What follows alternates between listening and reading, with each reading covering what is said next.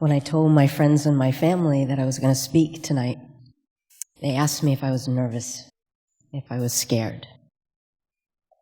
So I ask you, should I be scared of you? Are you people scary? I find it really fascinating that, the statistics are still the same. The number one fear for us is public speaking. Over spiders and snakes and heights, even death. We're more afraid of speaking publicly than we are of dying. Why is that? It's judgment. It's judgment. But of course you're going to judge me. You're probably already judging me. What I'm wearing, who am I, right? It's what we do every day, all the time. And it's a poison that separates us. And from my experience, self-judgment, it's like a cancer in your mind. And the thing about suffering in your mind, or like addiction, it comes with shame, lots of shame. And like Jim said, nobody's making you casseroles, In my lifetime, I've suffered from a highly critical and judgmental voice in my head. It's been with me from a young adult on. And there were 2 different chapters where this voice was so inflamed, it led me in the direction of addiction and almost took out my life.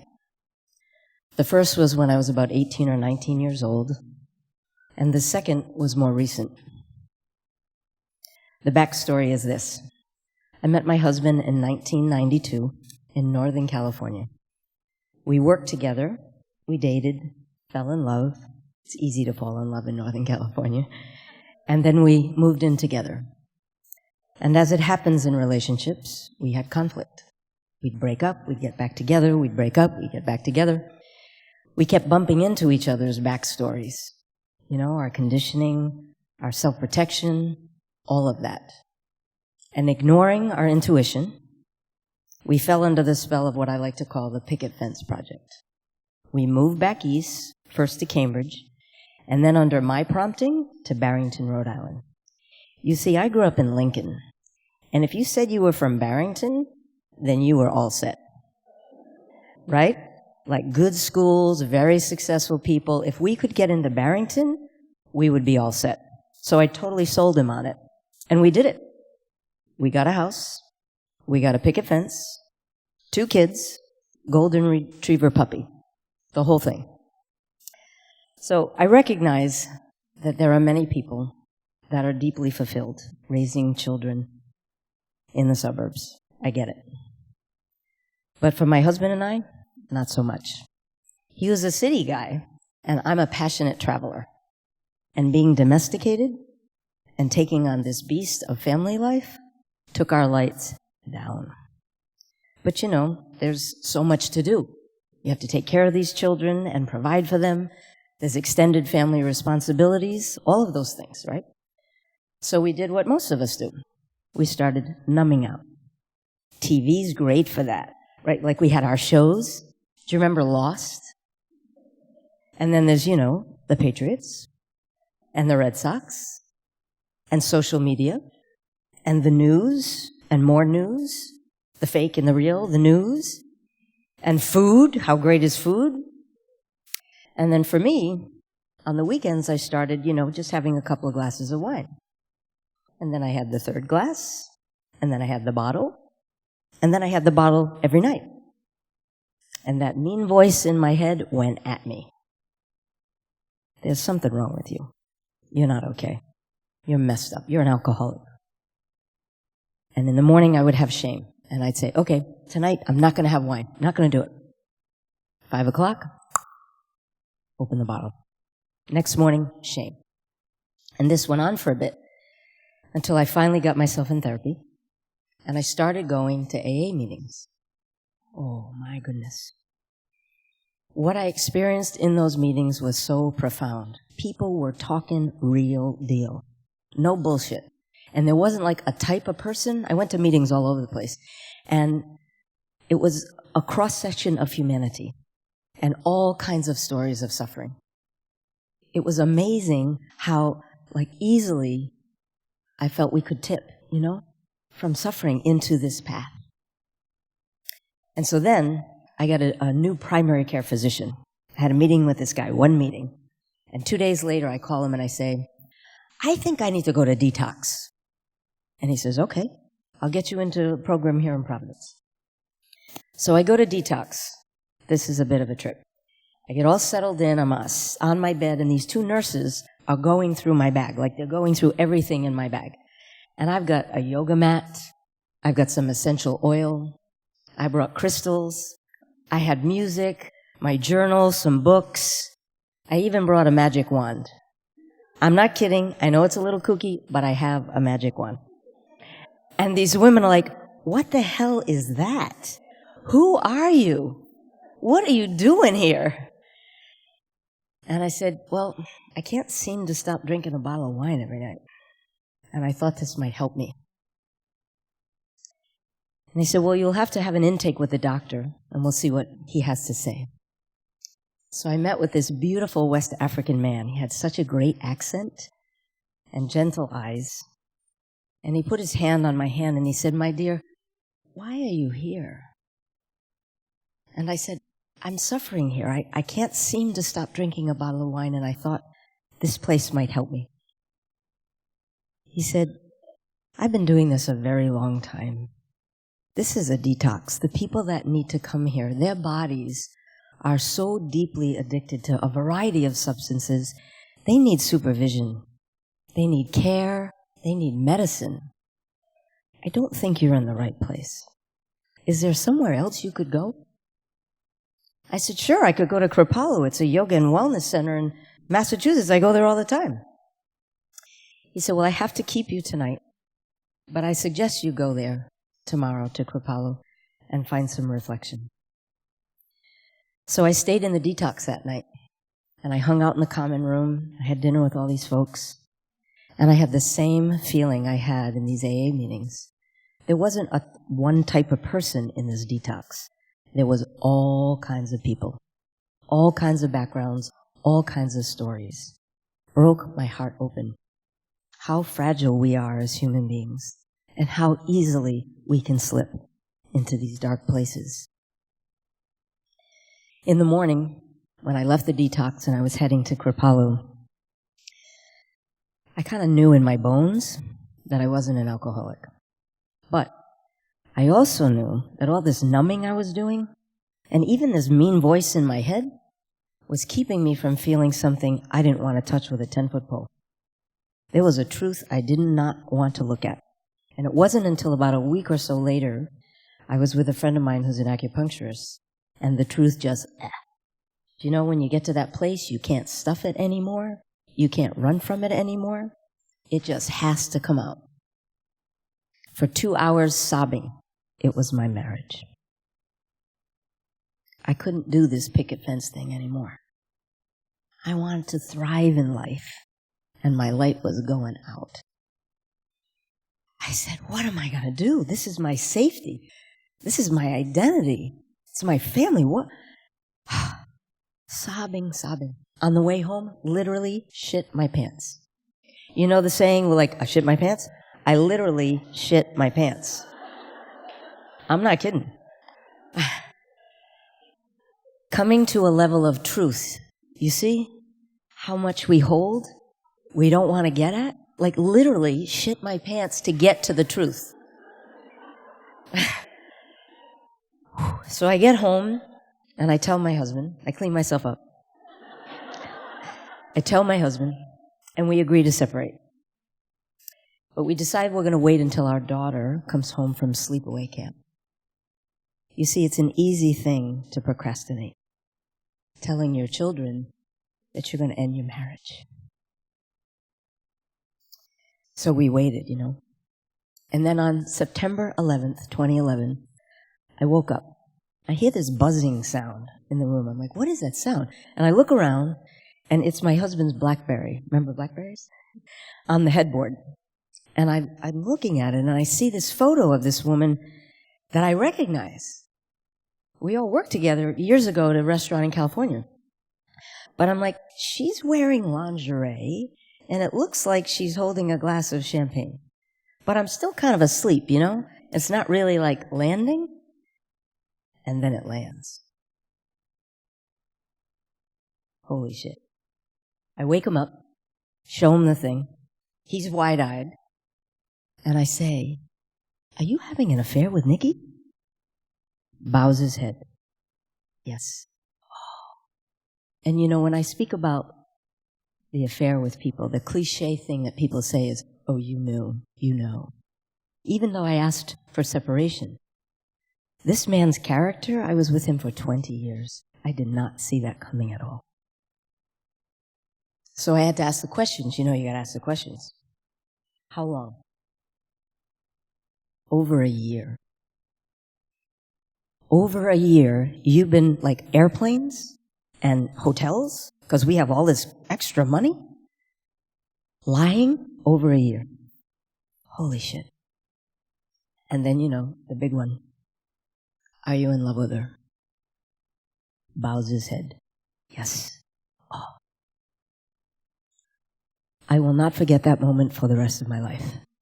It literally felt to me like a cannonball shot through my body, and I just stepped into an alternate universe. I know that sounds dramatic, but it's exactly what I felt like. My whole identity, my safety, my family, I was with this man for 20 years. Trust, all of it. And the level of fear that got unleashed in me from the trauma of that affair and my family breaking open had me on my knees. And I'll tell you what, if somebody offered me a Percocet or a Vicodin or something like that, I would have gladly taken it. But the reason I'm here tonight speaking with you is because I want to share with you what saved me. What saved me from not going down that path. And one of the most important things that saved me, and I attribute yoga to this a little bit, is I let myself feel it all. If you notice, we don't honor deep feeling in our culture. We celebrate being all in control and zipped up. It's crazy. Part of our human experience is going through the gamut of things. It's what happens. So I let myself, by whispering in my own ear, it's appropriate, Alyssa. It's appropriate that you're afraid. It's appropriate that you have grief. It's appropriate. And then what saved me was I had the courage to be vulnerable and ask people. I'm one of those people that's like, I got it. Do you know? I didn't have it. I had to ask. There were some nights I couldn't cook for my kids. I'd call people and say, I'm lonely. Can you come over? Holidays? Oh my God. First round of holidays in that situation, brutal. The suffering was unbelievable. But the thing that's also really powerful I want to share with you. So I teach yoga for a living. I have a studio in Barrington. And when I teach yoga, I storytell. It's just kind of what happens. So all this stuff came out in class. The AA meetings, the detox, the affair, the separation, all of it came out in my teaching. I didn't like dump it on people, but I was transparent. I was sharing what was happening to me publicly. I had one class in particular. I went to the studio and I had so much grief I couldn't even speak. And one of my teachers and friends, Amanda, said, I'll teach class for you. And so she addressed the class and said, so the bad news is Alyssa's not teaching today. But the good news is she's here and she needs us. So I got on my yoga mat and in a room full of people for 90 minutes sobbed and practiced yoga. I didn't leave. I didn't run in the bathroom and hide. I openly grieved in community. It was one of the most intimate experiences of my life. And at the end of the class, we typically have our eyes closed before we chant the sound of Om. And so I addressed everyone, with eyes closed, it's a little safer. And I said, I have a favor to ask of all of you. I have a broken heart. And I'm scared. And I would appreciate it if you would hold me. And you don't need to know the drama of the story or the gossip of it. I just want you to know that I have a broken heart and I'm really scared. And I'd appreciate it if you would hold me. And I went back to my mat. I bowed my head down. And what happened next was pure grace. One by one, I had people come up to me, rub my back, whisper in my ear, kiss the back of my head. One woman took off her bracelet and put it on my wrist. One guy pulled me up off the mat, put his arms around me, and he said, "I don't know what's going on with you, kid, but I got you." And then my friend Kim looked in my eyes and she said, "Look at me. I felt exactly what you feel. Exactly. And I'm good. I'm okay. You're going to be okay." And then what happened in my community was unbelievable. One by one, people started talking to me, telling me their stuff. My daughter is addicted to heroin. My husband's an alcoholic and nobody wants to deal with it. My sister is a schizophrenic and I'm totally ashamed. These are real stories. I just had to declare bankruptcy and I can't afford yoga and I'm embarrassed. Both of my kids are addicted to cocaine. My wife slept with my best friend. So one by one, this illusion of everyone being shiny and all set in my town of Barrington became very clear. It's bullshit. Nobody is all set. I know.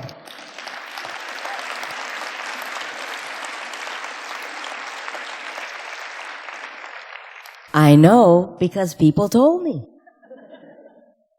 And then they started telling each other. We need each other. We so need each other in a real way.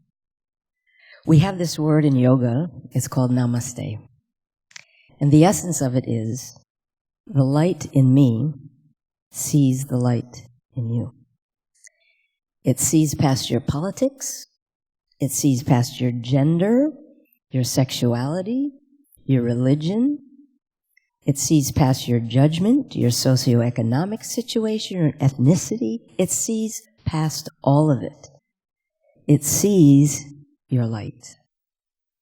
And as Dr. King, who we're honoring today, said, darkness cannot remove darkness. Only light can do that. And hatred can't remove hatred. Only love can do that.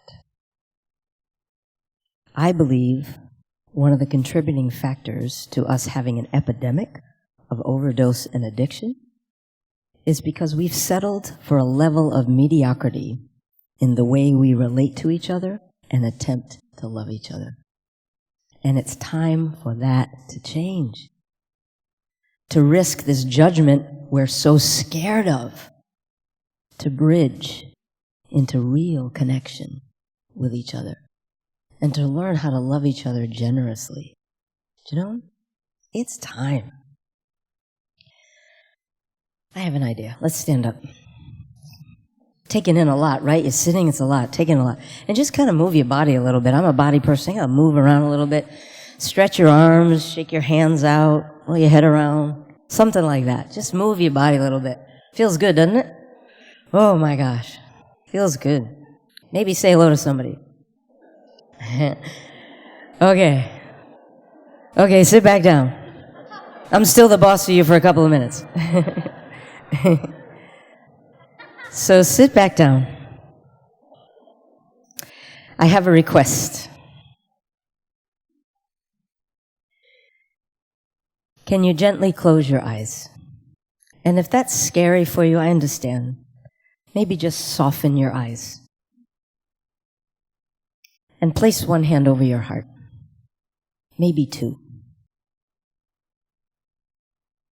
And take a moment to feel your presence, your being in this room, in this moment, in this community. Take a moment to feel. And I ask you to scan your memory See if you can recall a time where you felt the impact of love and kindness. Like truly. In the giving or the receiving of it. Like dig deep. Force yourself to search in your memory. It may be way back. It could be with a grandparent. Maybe a teacher that got you. Or a coach that got you. Or a stranger traveling who helped you. Or a moment with a lover. Or with your child. Like where you felt that in your body. That feeling, that experience of love and kindness. And in your memory, as you're bringing it in, feel your body now. Feel that experience in your body now. I reckon if we're going to be addicted to anything, it ought to be this feeling right here. And not like once in a while in our lifetime to maybe touch into that grace, but like on a daily basis. To be open to it, to offer it on a daily basis. Now stay with me. Take a deep breath in. Let go a sigh. I have another question. It's one of my favorite questions to ask people. I want to know what you love. I do. I want to know what gives you joy. I want to know what lights you up, what fills you up. I mean, think about it. It doesn't have to be a big deal. It could be like your favorite chair with your favorite cup of tea. It could be like Sunday morning papers undisturbed, right? Jumping in the ocean. Racing down a mountain on your skis. Dancing. How about music, right? Like, where would we be without music? Oh, what do you love? Bring it in. They've done all these studies with MRIs and imagination that even just bringing your imagination into an experience that brings you a place of joy brings you to a place of joy. And just for a moment, feel that in your body. I think these intimacies, these experiences of love and kindness, and experiencing our joy and sharing our joy is what we're all dying for. I'd like to close with a blessing that my daughter Molly and I created. May we meet each other in the spirit of namaste, without prejudice or positioning, and with undefended hearts, recognizing our own innocence and looking for that innocence within each other. When we finally learn to defeat fear as a common enemy, rather than a plague that continues to separate us, then we will know peace. Thank you so much.